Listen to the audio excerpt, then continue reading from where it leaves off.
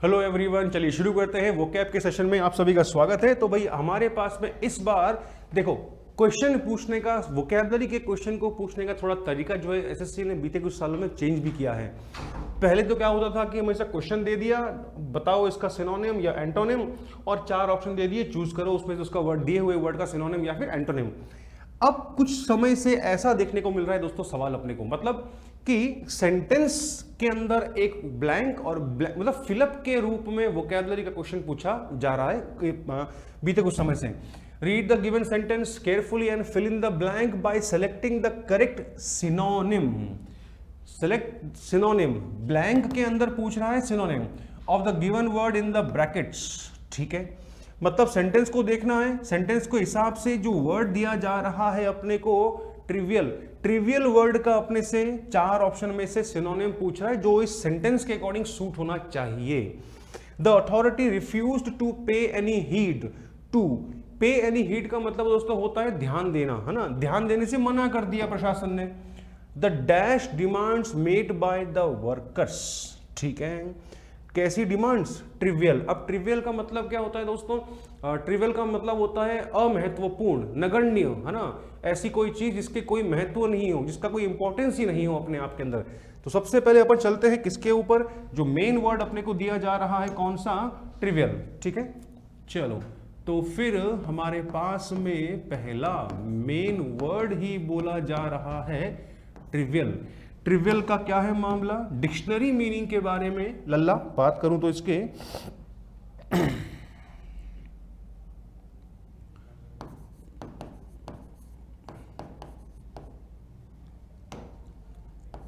Short कर रहा हूं, एनीथिंग ऑफ लिटिल वैल्यू, न के बराबर महत्वता, वैल्यू और इंपॉर्टेंस।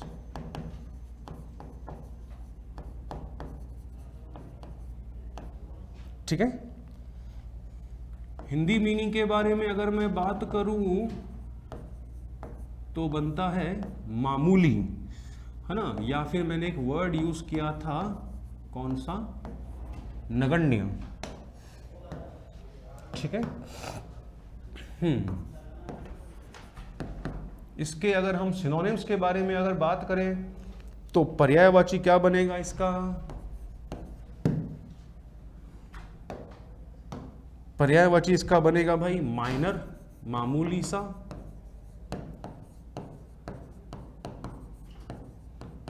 इनसिग्निफिकेंट, जो अपने को शायद तीसरे नंबर ऑप्शन में मिल रहा है, यानी हमारा आंसर हमको फिलहाल शुरुआत में ही मिल चुका है। इनसिग्निफिकेंट इसका आंसर है थर्ड ऑप्शन में, है ना। मामूली तो पेटी, तो पेटी। नगण्य है तो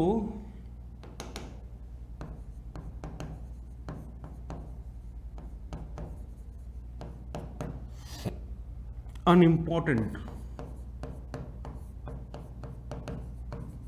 ट्रिफलिंग भी बनेगा, अनइम्पॉर्टेंट, नगण्य।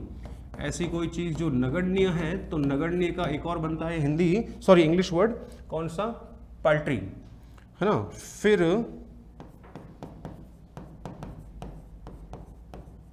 फ्रिवोलस, नगण्य, अमहत्वपूर्ण, है ना, अमहत्वपूर्ण है, मामूली है तो नेग्लिजिबल भी नगण्य का एकदम प्रॉपर जो है वो सिनोनिम बनता है दोस्तों। फिर आता हूं इसके विलोम को लेकर के, यानी एंटोनिम को लेकर के। तो ऐसी कोई चीज जो नगण्य का विपरीत है, नगण्य का विपरीत है तो मतलब क्या हुआ? महत्वपूर्ण है, महत्वपूर्ण है तो सिग्निफिकेंट, है ना। इंपॉर्टेंट, इंपॉर्टेंट तो हालांकि बहुत कॉमन सा वर्ड है। क्रिटिकल, नगण्य का विलोम, इंपॉर्टेंट, महत्वपूर्ण। तो फिर सब्सटैंशियल, है ना, नगण्य का महत्वपूर्ण तो गौर करने लायक, गौर करने लायक तो नोटवर्दी। महत्वपूर्ण, महत्वपूर्ण का कौन सा? वाइटल, इसका प्रॉपर एंटोनिम बनेगा दोस्तों। फिर आते हैं हमारा आंसर, तो हमको यहाँ पर थर्ड ऑप्शन में मिल ही चुका है। अब बाकी सारे ऑप्शंस का भी फटाफट से जो है हम लोग हमेशा की तरह पोस्टमार्टम करते थे फटाफट से। पहला ऑप्शन क्या मिल रहा है अपने को? कंसीटेड। तो चलते हैं, सबसे पहले आते हैं पहले ऑप्शन के वर्ड को लेकर के। पहला वर्ड हमारा है कंसीटेड।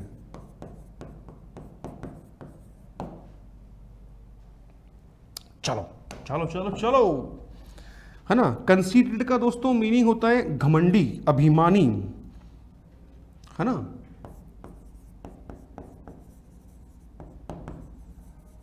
तो dictionary meaning excessively proud of one self, हद से ज्यादा खुद के ऊपर घमंड। हिंदी मीनिंग डिक्शनरी के हिसाब से इसका होता है अभिमानी। कंसीट का मतलब अभिमान और उससे बना हमारा अभिमानी। आते हैं रिलेटेड चीजों पर। तो पर्यायवाची कंसीटेड का एरोगेंट,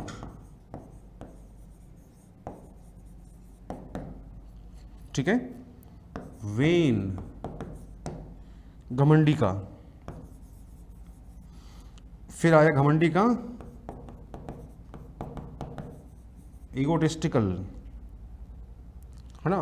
घमंडी का हॉटी। हॉटी को लेकर भी काफी बार एसएससी ने सवाल बनाए हैं भाई इसके ऊपर, है ना।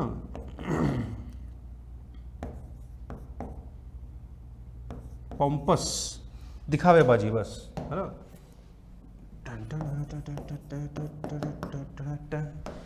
एंटोनिम पर आता हूं तो घमंडी का उल्टा क्या बनेगा भाई? विनम्र। विनम्र तो सबसे कॉमन वर्ड दोस्तों हम्बल, बोलते नहीं अपन, हम्बल रिक्वेस्ट, मतलब क्या हुआ? विनम्र निवेदन। विनम्र का फिर मॉडेस्ट भी बनता है ना। फिर सेल्फ इफेसिंग, है ना। विनम्र दिखावेबाजी नहीं, तो रिजर्व इसका बनेगा किसको लेकर के? सिनोनिम को लेकर के, सॉरी एंटोनिम को लेकर के ना, कंसीडर्ड घमंडी का।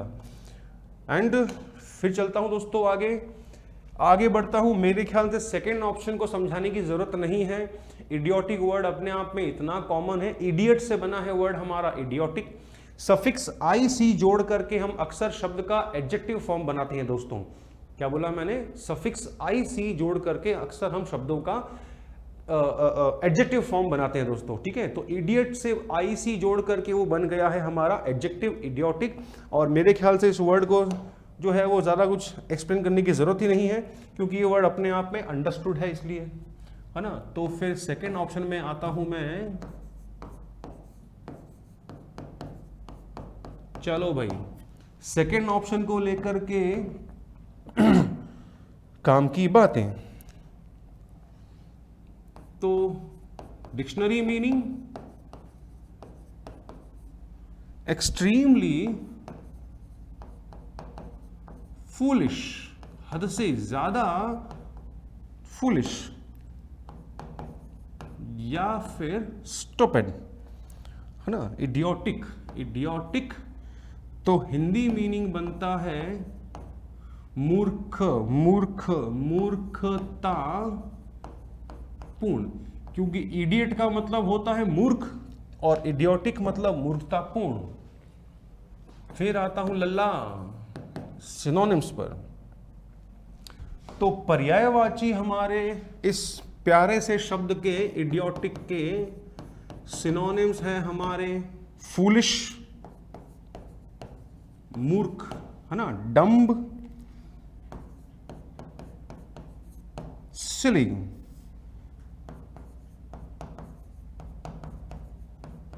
रिडिकुलस, बेतुका, हास्यास्पद, है ना। और इम्बेसाइल, इम्बेसाइल से बना हमारा इम्बेसिलिक, स्टूपिड, सेंसलेस भी इसका नियर सिनोनिम बन सकता है, ठीक है। आ जाओ भाई, एंटोनिम में आता हूं इसके। विलोम के बारे में बात करूं तो मूर्खतापूर्ण का मेरे ख्याल से प्रॉपर एंटोनिम बनेगा सेंसिबल, है ना, समझदार। कौन सा? वाइज, सोच समझकर, रैशनल, तार्किक, है ना। तार्किक तो रीजनेबल भी इसका प्रॉपर बनेगा भाई, है ना। और एस्ट्यूट, एस्ट्यूट का मतलब होता है चतुर चालाक, है ना। मूर्खतापूर्ण का दिमाग से तेज, तो कौन सा? शार्प, इसका प्रॉपर बनता है। फिर आता हूं कौन से वाले वर्ड को लेकर के, चौथा ऑप्शन जो अपने को दिया जा रहा है मेजेस्टिक। मेजेस्टिक वर्ड बना है हमारा मेजेस्टी से, वापस से MEJESTY। वाई है तो नाउन, और अभी मैंने बताया सेकेंड ऑप्शन की तरह सफिक्स IC जोड़ा फोर्थ ऑप्शन के अंदर भी, तो वो भी क्या बन गया? एडजेक्टिव बन गया, आलीशान, है ना। तो फिर आते हैं चौथा वर्ड, क्योंकि तीसरा तो हमारा सिनोनिम ही हो गया वहां पर, ठीक है। मेजेस्टिक, सबसे पहले आता हूं इसके डिक्शनरी मीनिंग पर।